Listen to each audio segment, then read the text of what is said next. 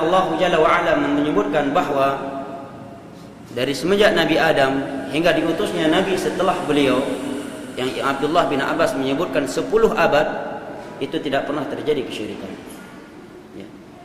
Setelah 10 abad setelah Nabi Adam barulah terjadi kesyirikan.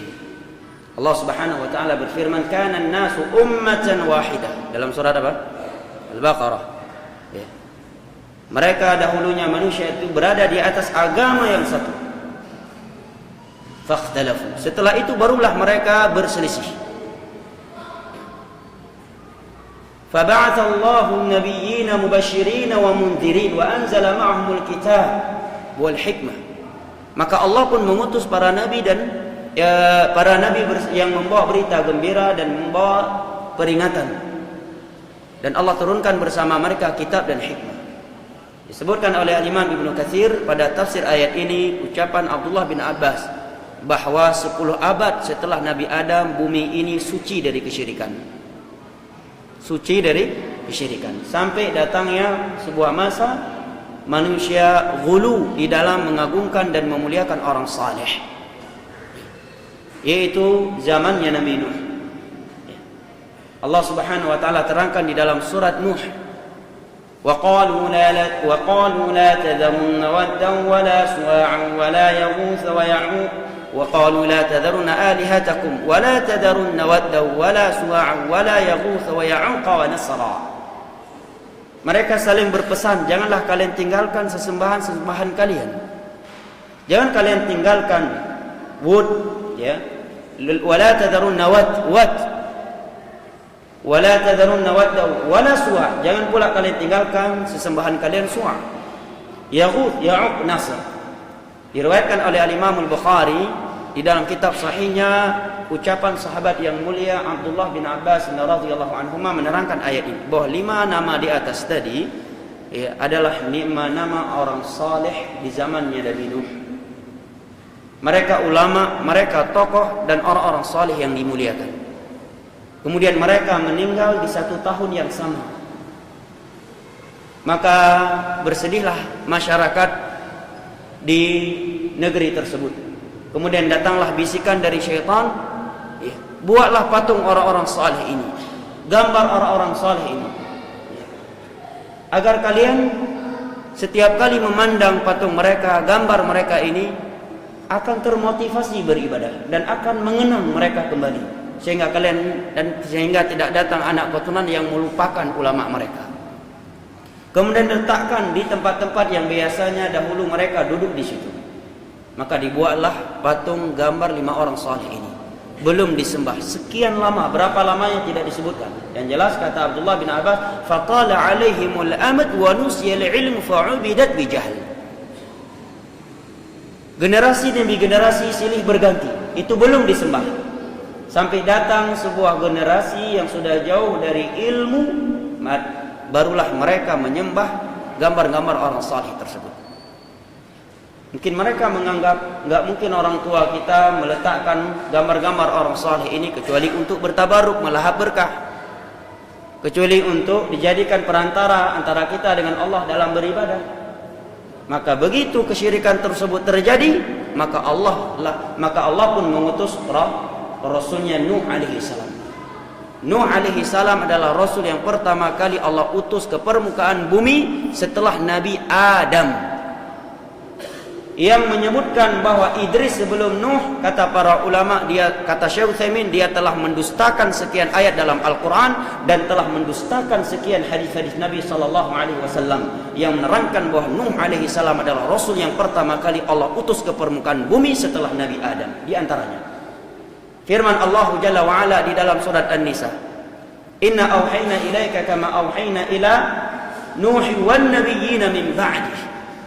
Sesungguhnya kami telah mengutus kepada engkau, mewahyukan kepada engkau sebagaimana kami telah mewahyukan kepada Nuh sebelumnya dan para nabi yang datang setelahnya. Andai kata ada Rasul sebelum Nuh, setelah Nabi Adam, maka akan Allah sebutkan, kata para ulama. Ayat yang kedua, Allah menyatakan wa ja'alna fi dzurriyyatihi man-nubuwwata wal kitab, dan kami menjadikan seluruh para nabi Yang diturunkan kepada mereka kitab adalah dari anak keturunan Nuh dan Ibrahim alaihissalam. Jelas ya? Dalil dari hadis adalah hadis Bukhari Muslim dari sahabat Abi Hurairah radhiyallahu anhu, hadis yang panjang yang menerangkan kepada kita syafa'atul uzma maqaman mahmuda Nabi kita sallallahu alaihi wasallam di padang mahsyar. Ketika manusia dikumpulkan oleh Allah di padang mahsyar, tidak beralas kaki, tidak berpakaian sehelai pun dan tidak disunat, mereka mendatangi Nabi Adam alaihissalam kemudian menyatakan, innaka Abu Bashar, wahai Adam, engkau adalah bapaknya manusia. Memohonlah kepada Allah agar menyegerakan hisab kami. Maka Adam alaihissalam menjawab, inna Allah qad ghadiba alayya ghadaban lam yaghdab mithlah qat. Sesungguhnya Allah telah murka kepadaku dengan sebuah kemurkaan yang Allah belum pernah murka seperti itu. Maka mereka pun mendatangi Nabi Nuh alaihi salam, kemudian manusia menyatakan, innaka awwalu rasulin arsalahu Allah ila dunya. Wahai Nuh, engkau adalah rasul yang pertama kali Allah utus setelah Nabi Adam ke permukaan bumi ini. Ini syahidnya, hadis Bukhari Muslim dari Abu Hurairah radhiyallahu anhu. Dan yang menyatakan Idris ini banyak di dalam kitab-kitab sejarah, kata Syekh Utsaimin. Banyak menyebutkan Nabi Idris sebelum Nuh alaihissalam. Ini kekeliruan yang amat fatal, bertentangan dengan sekian ayat Al-Quran dan bertentangan dengan hadis-hadis Nabi sallallahu alaihi wasallam dan aqidatus salaf. Jelas ya? Ya. Maka syamah kita kembali lagi kepada sejarah terjadi kesyirikan.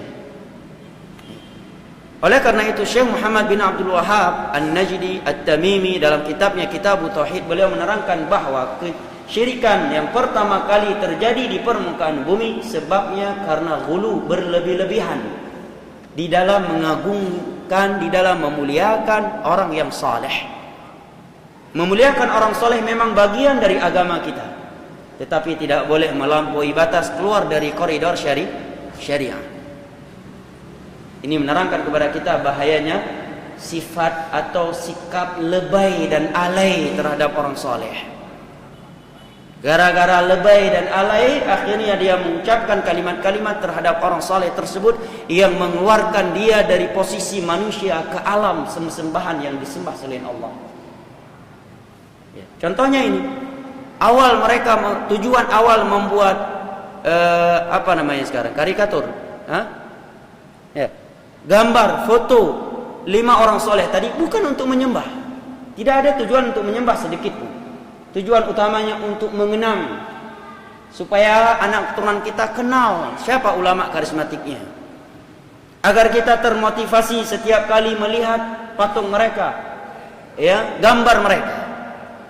Tetapi begitu generasi demi generasi silih berganti, datang generasi yang sudah jauh dari nenek moyang mereka tersebut, mereka sudah berada dalam kebodohan jauh dari ilmu agama, mulailah gambar-gambar orang saleh tadi itu disembah. Dan yang kita khawatirkan mungkin hari ini tujuannya untuk mengenang, agar anak keturunan tayo itu rita ulama karismatik.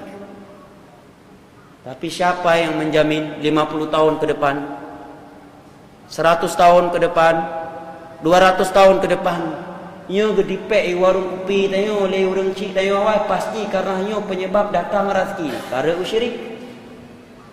Ya kan? Ini pasti orang tua kita memajang foto ulama, ini khusus ulama, buktinya bukan foto yang lain. Di tempat kita bekerja lain. Ini menunjukkan karena sumber berkah, melahap berkah kepada makhluk ada syirik. Na'udzubillah 200 tahun setelahnya datang generasi menyatakan agar kita beribadah, agar kita menitipkan ibadah kita dan menjadikan mereka sebagai perantara antara kita dengan Allah dalam beribadah. Syirik besar. Syiriknya Abu Jahal, Abu Lahab, yang Allah sebutkan di ayat ketiga dari surat Az-Zumar.